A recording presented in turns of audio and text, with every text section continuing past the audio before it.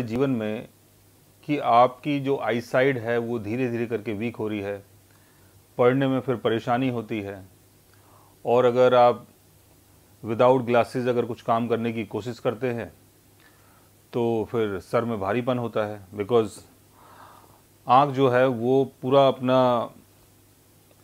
एक कोशिश करती है चीज़ों को समझने के लिए, रीड करने के लिए, बट जो आईसाइट है जब आपकी वीक हो जाती है तो उसका असर आपके सर के ऊपर आता है। और कई बार इसमें हेडेक भी होती है, सर दर्द भी होता है कि आंखें आपकी ख़राब है, आप ज़बरदस्ती किसी चीज़ को पढ़ने की कोशिश कर रहे हैं और उसके चक्कर में कई बार सर में भारीपन होता है, सर दर्द होता है।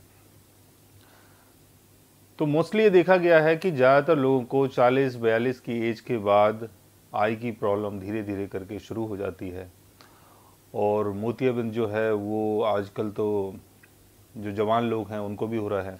तो इसके पीछे का कौन सा योग हमारे बर्थ चार्ट में बनता है कि हमें इस प्रॉब्लम से गुजरना पड़ता है। कुछ लकी लोग होते हैं जिनकी आंखें बहुत लंबे टाइम तक ठीक रहती हैं। अगर उनकी एज 70, 80, 85 भी अगर वो क्रॉस कर चुके हैं तो आंखें उनकी बिल्कुल ठीक रहती हैं। तो हमारे बर्थ चार्ट में अगर कोई प्लेनेटरी पोजीशन बिगड़ रही है या किसी हाउस की चीज़ें बिगड़ जाती हैं, तब ये सारी चीज़ें हमें फेस करनी पड़ती हैं। अब दूसरी भाषा में आप इसको बोलें कि भाई आई साइट वीक है, ये तो बाय बर्थ हो गया, या कुछ डाइट वगैरह आप ठीक नहीं ले रहे हैं उसके चक्कर में हो रहा है, कई बार विटामिन ए की कमी होती है उसके चक्कर में हो जाता है। तो ये सारी कमियां कि हम कुछ ले रहे हैं, हम कुछ नहीं ले रहे हैं, उसकी कोई ना कोई वजह हमारे बर्थ चार्ट में होती है, जिसके कारण ये सारी चीज़ें हो जाती हैं। अब इसको समझने के लिए आपको अपने बर्थ चार्ट में सन, मून, 5th हाउस, इन सब चीज़ों को देखना बहुत ज़रूरी है।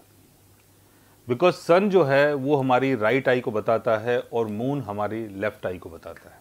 यानी लेफ्ट आई का जो कंट्रोल है वो मून के पास है और राइट आई का जो कंट्रोल है वो सन के पास है। दूसरी तरफ कुंडली का 5th हाउस, 5th हाउस का संबंध क्रिएशन से है, क्रिएटिविटी से है। कोई भी क्रिएटिव पर्सन, उसके लिए ये बहुत ज़रूरी होता है कि उसकी आंखें ठीक रहें। अगर आंखें ठीक हैं तभी आप कुछ क्रिएट कर पाते हो।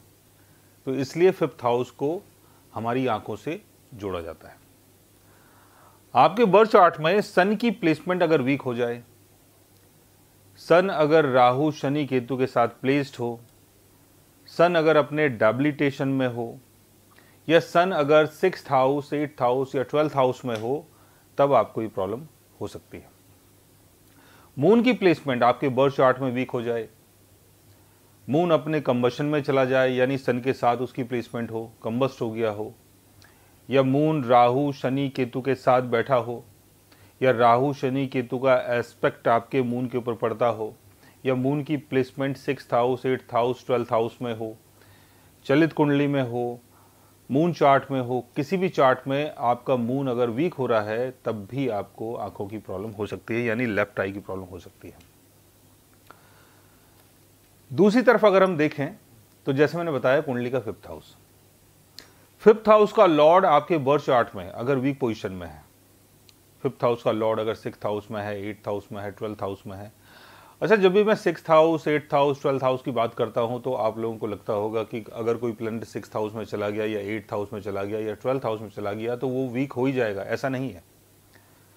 कई बार 6th house, 8th house, 12th house में जाने के बाद भी प्लैनेट्स जो हैं वो अपनी स्ट्रेंथ को नहीं खोते हैं।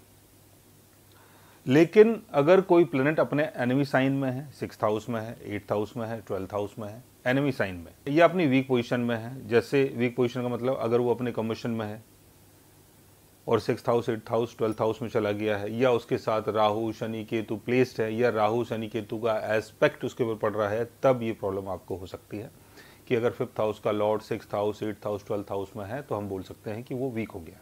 तो ये सारी प्रॉब्लम हो सकती है। तो 5th हाउस के ऊपर किसी भी तरीके से अगर मैलेफिक ग्रहों का असर हो जाता है, या 5th हाउस का लॉर्ड अगर मैलेफिक के साथ बैठ जाता है, जैसे शनि के साथ बैठ गया या केतु के साथ बैठ गया या राहु के साथ बैठ गया, तब आपके साथ ये प्रॉब्लम हो सकती है। कई बार वीनस को भी आंखों से जोड़ा जाता है, बिकॉज वीनस का संबंध हमारे प्लेजर से है। वीनस हमारी इंद्रियों को कंट्रोल करता है, हमारे सेंसेस को कंट्रोल करता है, और आंख जो है वो भी आपकी एक इंद्री में गिनी जाती है। तो वीनस कई बार आपके बर्थ चार्ट में वीक है, ये देखा जाता है कि वीनस वीक हो गया, उसके चक्कर में भी आई साइट की प्रॉब्लम हो गई। अच्छा, कुछ लोगों को प्रॉब्लम अलग तरीके से होती है, जैसे मंगल के कारण हो जाना। मंगल कई बार 5th हाउस में है या 5th हाउस के लॉर्ड के साथ है, तो आंखों में कई बार कुछ तकलीफ हो जाती है, या आंखों की सर्जरी करनी पड़ती है, या आंखों में रेडनेस आ जाती है। तो ये सारी चीज़ें कई बार देखी जाती है। सैटर्न की प्लेसमेंट अगर 5th हाउस में है या 5th हाउस के लॉर्ड को सैटर्न देख रहा है, तो आंखों की जो प्रॉब्लम है वो बहुत लंबे टाइम तक चल सकती है, जिसको हम मोतियाबिंद बोलते हैं। केतु अगर 5th हाउस के लॉर्ड के साथ है, और केतु अगर 8th हाउस में है, 5th हाउस का लॉर्ड भी अगर 8th हाउस में है या 12th हाउस में है, तो कई बार आपकी जो आंखें हैं वो 100% खराब हो जाती हैं, जिनका कोई इलाज नहीं हो पाता। तो हमारे बर्थ चार्ट में बहुत सारी ऐसी प्लेनेटरी पोजीशंस होती हैं जिनके चक्कर में आई साइट की प्रॉब्लम होती है। आपके बर्थ चार्ट में आप ये देखें कि 5th हाउस का लॉर्ड कहाँ पर प्लेस्ड है, सन की पोजीशन कैसी है। सन अगर आपके बर्थ चार्ट में बहुत अच्छी पोजीशन में है, लेकिन दोनों तरफ से पाप कर्तरी योग से घिर चुका है, एक तरफ शनि है या एक तरफ केतु है, या एक तरफ राहु है एक तरफ शनि है, अगर ऐसा कोई योग आपके सन के साथ बन रहा है, और सन चाहे कितना भी अच्छा है आपके चार्ट में, या सन के ऊपर अगर राहु शनि केतु की दृष्टि पड़ रही है, तब भी आई साइट की प्रॉब्लम हो सकती है। वैसे ही आपको मून को भी देखना है। मून अगर पाप कर्तरी योग में घिर चुका है, वीक पोजीशन में है, तब भी आपको ये प्रॉब्लम हो सकती है। तो यहाँ पर सन को, मून को, वीनस को, मार्स को, 5th हाउस को, 5th हाउस के लॉर्ड को, और कई बार कुंडली के 1st हाउस को, बिकॉज 1st हाउस का संबंध आपकी ओवरऑल बॉडी से है। तो 1st हाउस का लॉर्ड भी अगर कई बार वीक हो जाता है, तब भी हमें कुछ ना कुछ हेल्थ इश्यूज होते हैं, और जो आंखों की प्रॉब्लम है वो भी हमारे हेल्थ से जुड़ी हुई है।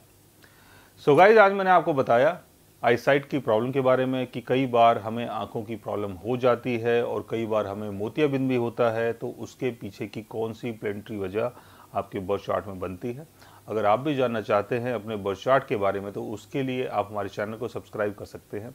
और अगर आप हमसे बात करना चाहें, कंसल्ट करना चाहें, पर्सनली हमसे मिलना चाहें, तो आप हमारी वेबसाइट के थ्रू, हमारे व्हाट्सएप के थ्रू हमसे मिल भी सकते हैं, बात भी कर सकते हैं, और गाइज आप हमसे कंसल्ट भी कर सकते हैं। So guys, take care, love you all and good bye.